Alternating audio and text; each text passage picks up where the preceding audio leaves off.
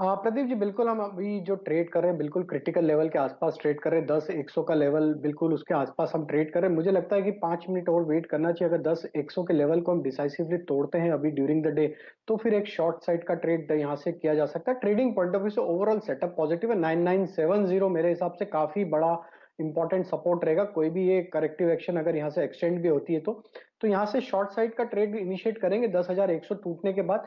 वहां से हमें लगता है कि फिर यहाँ से 10,020 तक के लोअर साइड के टारगेट ड्यूरिंग द डे भी देखने को मिल सकते हैं। तो 10,100 के नीचे शॉर्ट करेंगे स्पॉट लेवल के हिसाब से।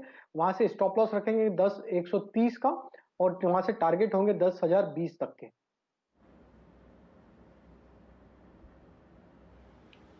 ओके, तो 10-100 का लेवल टूटने पर ही शॉर्ट ट्रिगर होगा। बिल्कुल इस बात से पालवे साहब भी राजी हैं।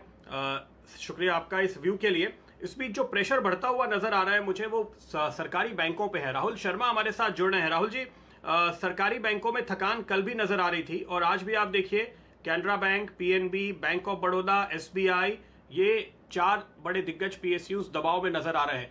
क्या इनमें कहीं कोई मंदी का ट्रेड ओपन हुआ है या ये सिर्फ कंसोलिडेशन है और आप यहां पर इंतजार करना चाहेंगे? राहुल, क्या कहेंगे आप इन स्टॉक्स में? जी हाँ, बिल्कुल। पीएसयू बैंक्स ने बहुत ही स्ट्रॉन्ग रैली देखी थी, तो एक पुल बैक यहाँ पर पूरे जो स्ट्रक्चर है उसको हेल्दी बना देगा। तो मुझे लगता है कि छोटे ट्रेड के लिए यहाँ पर शॉर्ट करके चल सकते हैं। बैंक निफ्टी में हमने देखा है कि थोड़ा रेन बाउंड एक्शन है। हालांकि इसमें बैंक निफ्टी में जैसे ही 20,500 का जो लेवल टूटेगा उसके नीचे मुझे लगता है कि और थोड़ी शॉर्ट यहाँ पर बन सकते हैं। सो एक पुल बैक के लिए शॉर्ट ट्रेड बन रहा है। बाकी ओवरऑल स्ट्रक्चर जो है अभी भी टिका हुआ है। आई थिंक पुल बैक आएगा तो जो स्ट्रक्चर है वो पहले से काफी बढ़िया हो जाएगा। चलिए, ये राय आपको मिल रही है निफ्टी और खासकर बैंक निफ्टी पर। एक आध स्टॉक में ज़रा डिस्कस करना चाहूँगा। ये प्रश्न आपके लिए है राहुल जी। आप देखिए किस हिसाब से आपको बिकवाली आती हुई दिख रही है एचडीएफसी बैंक पर। यहाँ पर लगभग 2.3% का कट है मेरे सामने फ्यूचर्स में, और लगभग उतना ही आपको कैश में भी दिखेगा। 993 का प्राइस है। दिन का हाईएस्ट लेवल था 1026। बताइए क्या राय रखते हैं, किस तरीके से आपको ये चार्ट्स में ट्रेड करता हुआ दिखता है? आज हरे निशान में ये स्टॉक आया नहीं, और कल यहाँ पर बहुत ज़बरदस्त आपने गिरावट देखी थी लगभग 3% की। आपकी राय राहुल शर्मा जी एचडीएफसी बैंक पर? जी हाँ, बिल्कुल। आज एचडीएफसी बैंक में हमने देखा है कि फ्रेश शॉर्ट एडिशन हुआ है। ओपन इंटरेस्ट इसमें ऊपर है और लास्ट 3 दिन का जो लो है आज ये बैंक ने तोड़ा है। 990 के नीचे इसमें वीक बायस रहता है। आई थिंक नीचे में जो इसका अगला सपोर्ट है 950 का है। तो यहाँ पर एक 950 के टारगेट के लिए एक शॉर्ट ट्रेड बनता है, और साथ ही में इसका जो स्टॉप लॉस रहेगा वो 1010 का रहेगा। चलिए, ये राय आपको मिल रही है एचडीएफसी बैंक पर। सेंचुरी इनका के नतीजे आपके सामने है। स्टॉक ने बहुत शानदार तरीके से 200 डीएमए की तरफ छलांग लगाई है, 10% ऊपर।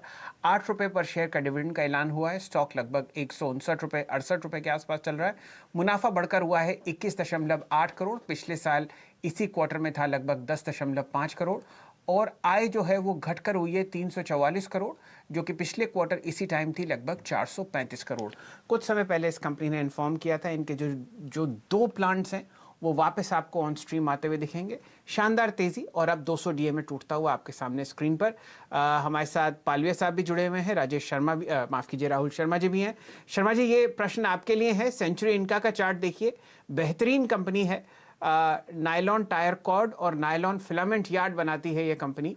ज़बरदस्त तरीके से आपके सामने तेज़ी, क्या राय देते हैं? जी बिल्कुल। स्टॉक ने एक तरह से कप एंड हैंडल बना के इसमें आज बहुत ही एग्रेसिव बाइंग हमें देखने मिली है। और अगर हेडरूम की अगर हम बात करें तो स्टॉक में अराउंड 200 रुपए तक की पोजिशनल ट्रेडर्स के लिए जगह है। तो यहाँ पर वॉल्यूम्स और प्राइस एक्शन को देख के यही लग रहा है कि स्टॉक ने ब्रेकआउट दिया है कप एंड हैंडल पैटर्न से, और बहुत ही अच्छी प्रोबेबिलिटी है कि ये स्टॉक ऊपर में 200 का लेवल हमें जल्दी देखने मिल सके। चलिए, ये राय सेंचुरी इनका पर आपको मिल रही है 20 रुपए ऊपर। इस स्टॉक पर ध्यान दीजिए, बहुत ही अंडर वैल्यूड काउंटर है। कुछ समय पहले हमने इस पर चर्चा करी थी, उस दिन यहाँ पे आपने 7 या 8% का सर्किट लगते हुए देखा था। 2 स्टॉक्स मेरे जहन में है।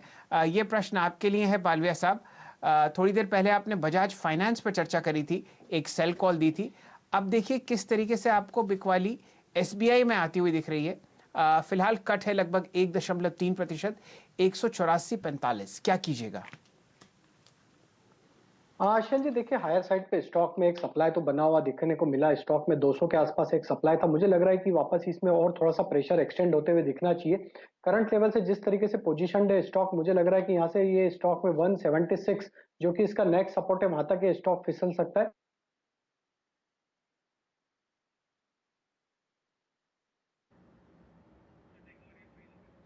ओके, तो ये कॉल आप इस वक्त आते हुए देख रहे हैं और कई सारे स्टॉक्स में आप देख सकते हैं, अगर इंडेक्स पे आप नजर डालें जहां इस वक्त आपको प्रेशर बढ़ता हुआ दिखाई दे रहा है, 10-100 के लेवल से थोड़ा नीचे निफ्टी फिसलता हुआ दिखाई देगा।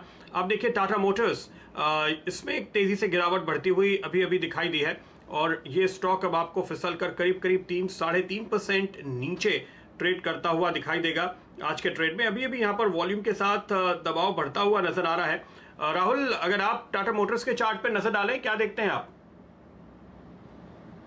जी हाँ, बिल्कुल। टाटा मोटर्स में भी एक यहाँ पर पुल बैक बन रहा है। इसने स्टॉक ने बहुत ही बेहतरीन वन वे मूव दिया था। पहले वाले पड़ाव में ये तकरीबन 75 से 100 तक गया था और फिर 100 से लेके हमने देखा कि ऑलमोस्ट 120 टच करके आया है।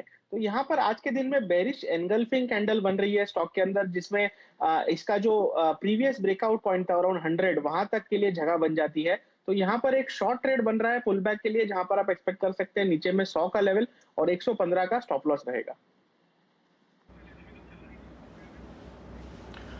ओके, तो ये कॉल फिलहाल आपके लिए आती हुई और